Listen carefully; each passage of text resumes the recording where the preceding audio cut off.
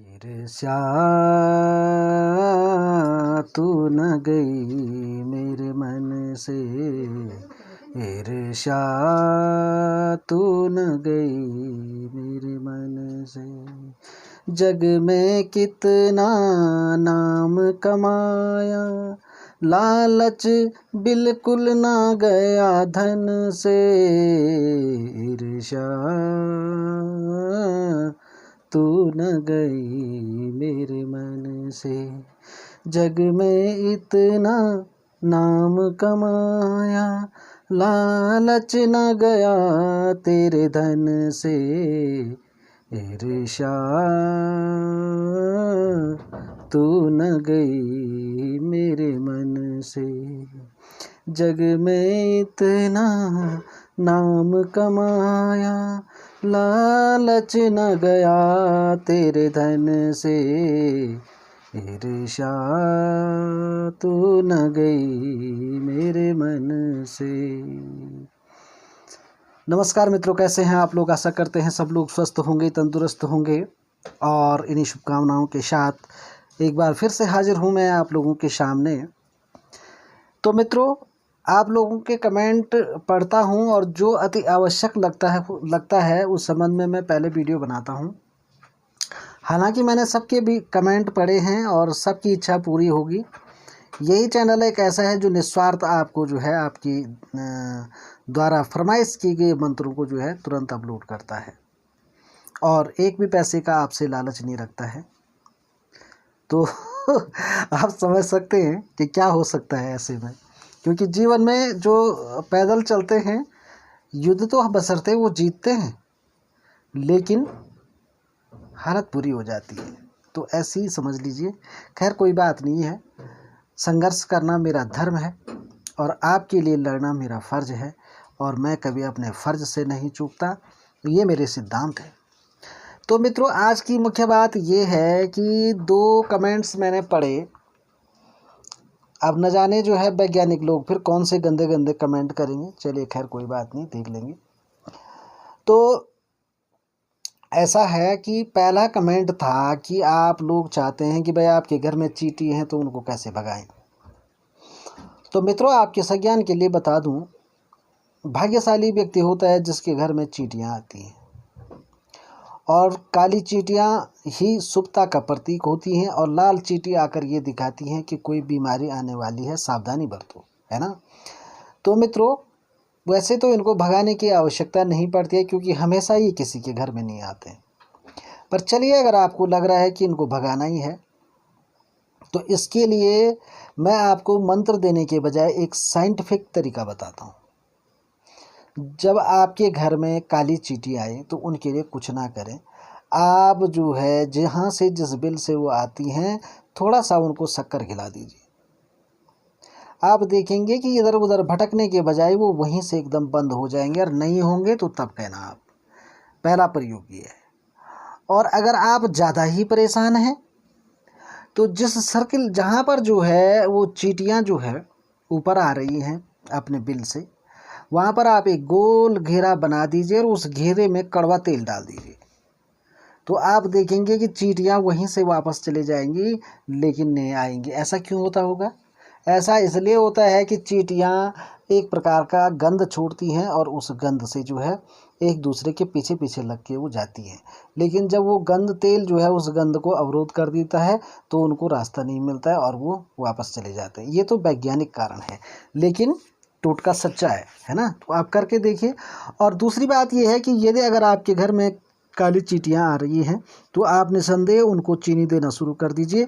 चींटियाँ आप ढूंढते रह जाओगे, लेकिन चींटियाँ नहीं मिलेंगी, क्योंकि जब अच्छा कर्म करने लगता है ना इंसान, तो अच्छाई करने का फिर मौका नहीं मिलता है ना। तो ये है, आप करके देखिए।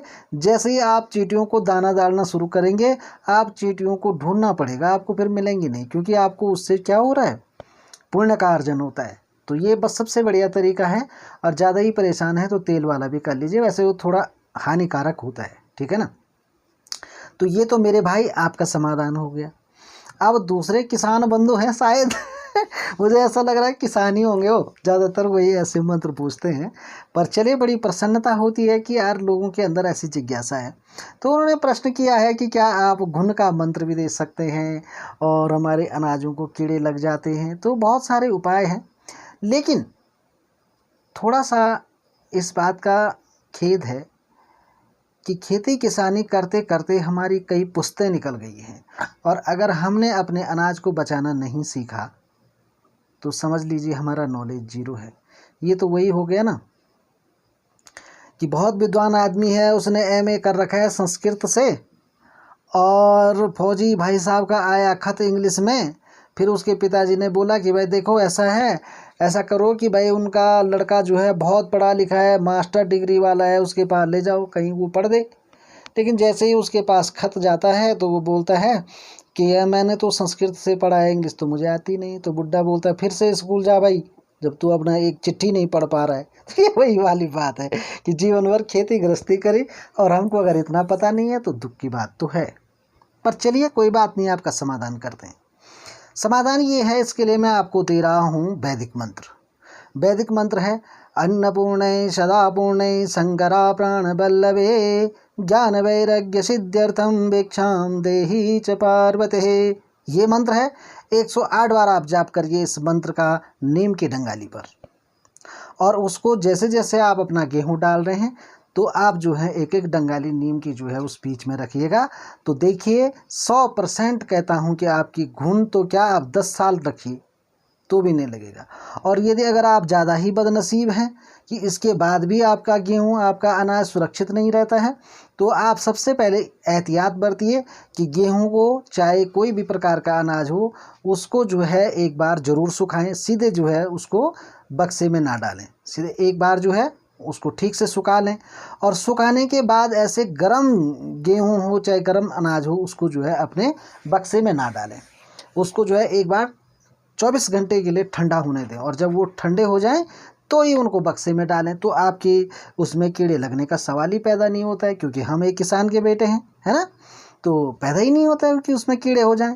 लेकिन आपको फिर भी डाउट है, तो आपने जो मंत्र मैंने वैदिक दिया एक बार फिर से सुन लो। अन्नपूर्णे सदापूर्णे शंकरा प्राण बल्लवे ज्ञान वैराग्य सिद्ध्यर्थम भिक्षाम देहि च पार्वते। इस मंत्र को आपने जो है क्या बोलते हैं उसको, हार्डवेयर वाले की दुकान पे जाना है, और वहाँ से जो चूना होता है जिसको पुराने ज़माने में घर में लगाते थे, उसी से पेंट हो जाता था, है ना, वो वाला चूना ले आना है। और उस चूने के आपने जो है पोटली बनानी है, और उन पोटलियों पर इस मंत्र को जो है अभिमंत्रित करना है। अरे ये बंगाली मंत्रों को भी पीछे कर देगा, संसार के सावर मंत्रों को भी ये पीछे कर देगा। इस संस्कृत की भाषा में इतना पावर है, इतना दम है, ठीक है ना। तो आप इसको करके देखिएगा, और वो चूने की पोटली बना करके जगह जगह जो है बीच बीच में अपने अनाज में रखें। आप 20 साल तक उसको मेरी आजमाइश करने के लिए जो है रख देना उस अनाज को। अगर 20 साल तक भी वो अनाज ज्यों का त्यों नहीं मिलेगा तो मैं तुम्हारे सामने मंत्र देना बंद कर दूंगा। क्योंकि खेद इसलिए होता है कि पूछते जो हैं, प्रश्न करते हैं तो इसलिए नहीं करते कि वो जानना चाहते हैं, प्रश्न इसलिए किया जाता है कि इसको आता है कि नहीं आता, तो खेद होता है। लेकिन मैं हर पल हर क्षण आपका सहयोग करूंगा, चाहे आप मेरे लिए बुरा ही क्यों न सोचते हो। तो हमारे बीच में कई गांधार नरेश भी मौजूद हैं, है ना। तो उन गांधार नरेशों को भी मेरा नमन है कि आप जो है लाभ उठाएं इन मंत्रों को, इन मंत्रों से, और अपने जीवन में खुशहाली लाएं, अपने परिवार को सुखी बनाएं। मित्रों, मेरा उद्देश्य सिर्फ और सिर्फ आप लोगों की कुशल क्षेम है, बाकी और कुछ भी नहीं है। और क्यों लोग जो है अच्छे कर्मों को करने में अवरोध करते हैं, बड़ा दुख होता है जान करके।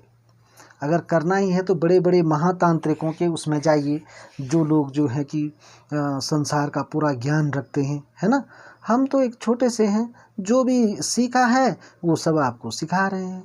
और वो इसलिए सिखा रहे हैं कि हमारे गुरुजनों ने हमको एक शब्द सिखा दिया है, वो है फर्ज, कि भाई इसको करना ही करना है। तो चाहे जो है हमको कई समस्याएं झेलनी पड़ रही हैं, फिर भी इस फर्ज को निभा रहे हैं। और इसके बीच में अगर कोई भी आ गया तो उसे भी रौंदते हुए चलेंगे, ये अपना उद्देश्य है। तो मित्रों, मिलते रहेंगे ज्ञानात्मक चर्चा के साथ, और सभी प्रकार के मंत्र आपको अवश्य मिलेंगे। सावर मिलेंगे, वैदिक मिलेंगे, है ना, और जो है भाषिक मिलेंगे, बोली वाले मंत्र मिलेंगे, और आवश्यकता हुई तो आपको बंगाली मंत्र भी दिए जाएंगे। लेकिन फ़िलहाल मैंने ये प्लान बनाया है कि मैं आपको सावर और वैदिक मंत्र ही दूंगा, और वो स्वयं सिद्ध मंत्र दूंगा कि जिनका प्रयोग आप करेंगे। और जो एक अफवाह है जीवन में, ये एक अफवाह है दुनिया में कि सावर मंत्र और वैदिक मंत्र स्वयं सिद्ध नहीं होते, उनसे जो है काम मतलब नहीं होता है। तो मेरे दिए हुए हर एक मंत्र 100% काम करता है, आप करके देखिएगा, है ना। तो चलिए मिलते रहेंगे ऐसे ही फिर किसी महत्वपूर्ण वीडियो के साथ। तब तक के लिए जय माता दी, जय केदार बाबा की, और जय हो हनुमान जी बाबा की। आप सबका कल्याण हो।